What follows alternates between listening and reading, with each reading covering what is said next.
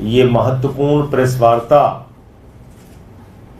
अरविंद केजरीवाल जी के स्वास्थ्य को लेकर जो हमारी चिंता है, जो हम पहले से आपसे साझा करते रहे हैं, उसको लेके है।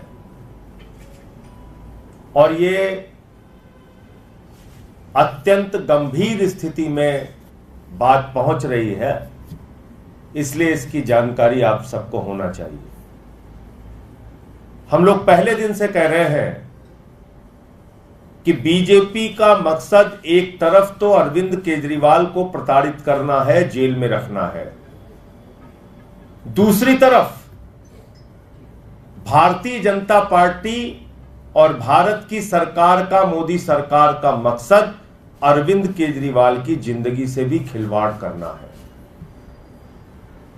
उनको गंभीर से गंभीर बीमारी हो जाए, जेल में उनके साथ कोई घटना घटित हो जाए, उनको स्वास्थ्य की कोई गंभीर समस्या पैदा हो जाए, इसकी पूरी एक साजिश, एक गहरा षड्यंत्र भारतीय जनता पार्टी और उसकी केंद्र सरकार द्वारा रचा जा रहा है।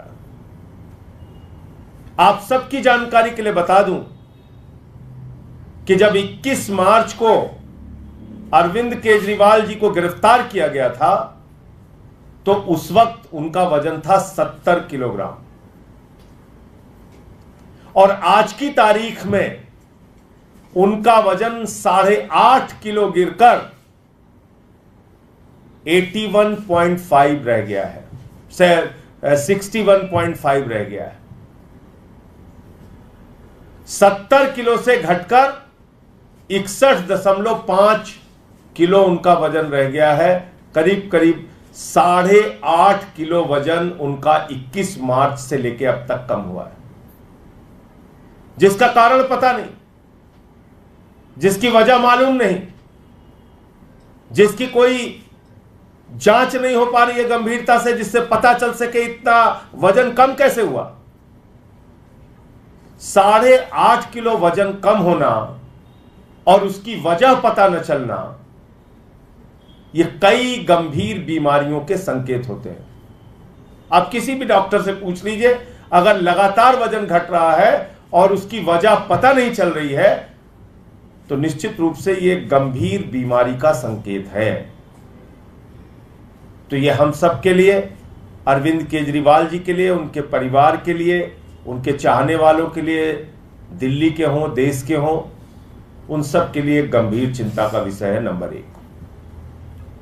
दूसरी बात क्या हुई, इस दौरान जब से वो जेल में है, लगभग 5 बार ऐसा हुआ है जब रात में उनका शुगर अचानक डाउन हुआ और वो 50 से भी कम गया,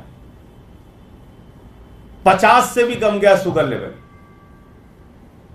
और आप जानते हैं कि शुगर बढ़ना तो एक बार आप कंट्रोल कर सकते हैं, अगर शुगर आपका लगातार गिर रहा है और अचानक ऐसे गिर रहा है, सोते समय गिर रहा है, तो कोई भी व्यक्ति कोमा में जा सकता है। यह स्थिति अभी हम लोगों ने देखा था, जब आतिशी का शुगर लेवल 41 पहुंच गया, तो डॉक्टरों ने कहा कि ये कोमा में जा सकती है, इनको एडमिट कराइए तुरंत। 50 से नीचे 5 बार दिल्ली के मुख्यमंत्री अरविंद केजरीवाल जी का शुगर लेवल गया, 5 बार। कौन रहता है रात में हॉस्पिटल, जेल के सेल के बाहर? कौन सा डॉक्टर बैठा रहता है? कौन सा डॉक्टर रात की ड्यूटी करता है जेल के अंदर? मैं खुद रहा हूं 6 महीने। आप घंटी बजाते रहिए, बहुत मुश्किल से आपको रात में अगर कोई समस्या हो गई तो ओपीडी ले जाया जाता है। तो ये सब क्यों किया जा रहा है और किस वक्त में किया जा रहा है? आपको याद होगा, जैसे ही ईडी कोर्ट ने जमानत दी थी, हाई कोर्ट में पहुंचकर बगैर ऑर्डर की कॉपी के ईडी ने स्टे ले लिया, जो भारतीय न्यायपालिका के इतिहास में पहली और एकमात्र घटना है। कानून को, नियम को, प्रक्रियाओं को ताक पे रख के स्टे ले लिया गया अरविंद केजरीवाल जी के रिहाई के ऊपर। किसके द्वारा? प्रधानमंत्री नरेंद्र मोदी जी के अधीन आने वाली एजेंसी ईडी के द्वारा। और जब हम लोगों ने कहा कि सुप्रीम कोर्ट से राहत मिल जाएगी और पक्का मिल जाएगी, ऐसा पूरी संभावना लग रही थी, ऐसी पूरी उम्मीद थी, क्योंकि जो सुनवाई के दौरान हम लोगों ने देखा था अदालत का रुख, उससे साफ लग रहा था कि अरविंद केजरीवाल जी को राहत मिलेगी। उससे ठीक पहले सीबीआई का झूठा, मनगढ़ंत, बेबुनियाद केस अरविंद केजरीवाल के खिलाफ बनाया गया। क्यों बनाया गया? उनकी जिंदगी के साथ खिलवाड़ करने के लिए। क्यों बनाया गया? उनके स्वास्थ्य के साथ खिलवाड़ करने के लिए। तो प्रताड़ना, जेल में डालना तो एक विषय है,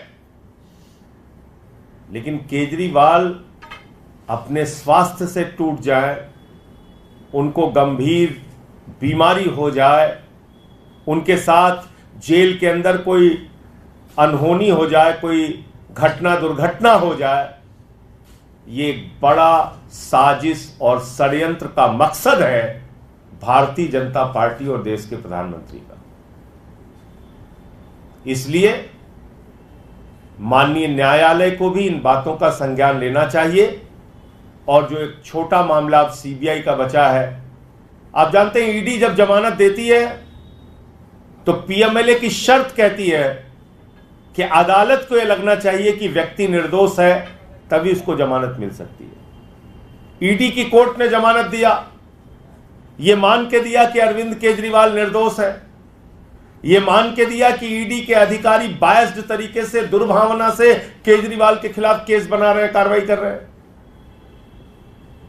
और दूसरा, जो सुप्रीम कोर्ट का फैसला आया कल, उस फैसले में भी साफ तौर पे कहा गया है कि जांच करने का मकसद, पूछताछ करने का मकसद ये नहीं कि आप किसी को गिरफ्तार कर लें। और बहुत सारे गंभीर सवाल ईडी के ऊपर उठाए गए हैं।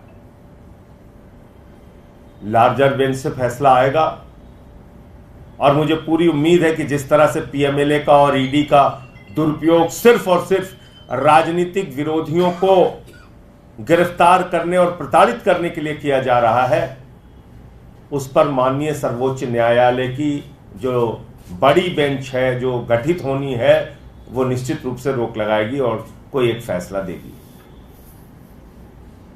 लेकिन जो केजरीवाल के स्वास्थ्य की हालत है, आपके माध्यम से देश को पता होना चाहिए कि अगर उनको जल्द ही बाहर निकालकर समुचित इलाज नहीं किया गया तो उनके साथ कोई गंभीर घटना जेल के अंदर हो सकती है।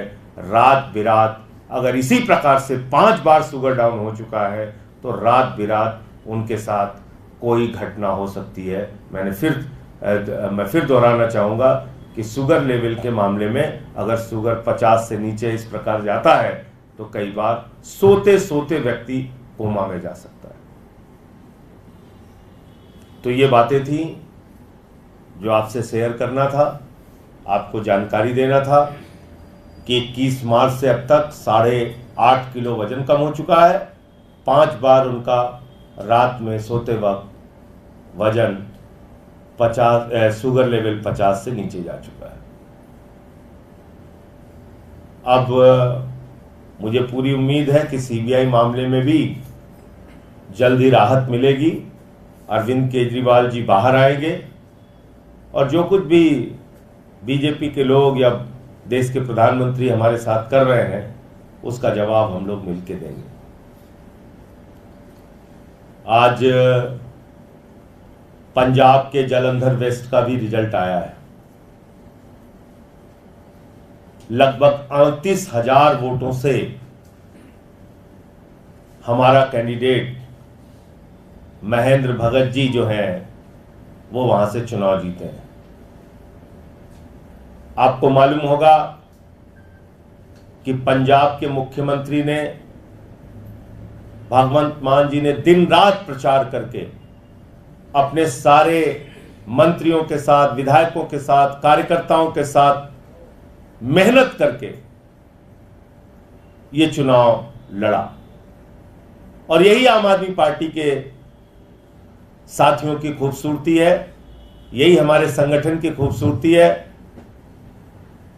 कि सब लोग मिलकर अपने लक्ष्य के लिए काम करते हैं।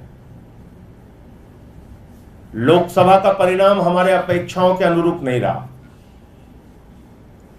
लेकिन विधानसभा के इस परिणाम ने, जालंधर वेस्ट के परिणाम ने यह साबित कर दिया कि राज्य सरकार के प्रति पंजाब के लोगों की पूरी आस्था है, राज्य सरकार के प्रति उनका विश्वास अटूट है। और यह परिणाम इस बात को दिखाता है। दूसरी, अगर इंडिया गठबंधन की बात करें पूरे देश में, तो इंडिया गठबंधन के लिए भी अच्छी खबरें हैं। लगभग एक तरफा इंडिया गठबंधन इस उपचुनाव में जीत रहा है पूरे देश में। तो अब कहीं ना कहीं भारतीय जनता पार्टी को यह समझ लेना चाहिए कि सिर्फ कोरे वादों और झूठे जुमलों से काम चलने वाला नहीं है। आपको कुछ करके दिखाना होगा। किसानों के लिए, नौजवानों के लिए अग्निवीर जैसी योजना को खत्म करके पुरानी सेना की भर्ती बहाल करनी होगी। वो तमाम जो सवाल हैं वो आपको करके दिखाना होगा। और दूसरी और सबसे बड़ी बात यह है, आम आदमी पार्टी के लिए और हमारे कार्यकर्ताओं के लिए एक उत्साहजनक बात यह है कि आम आदमी पार्टी को एक वरदान मिला है, ईश्वर का वरदान। जो पार्टी को धोखा देगा उसकी राजनीति खत्म हो जाएगी।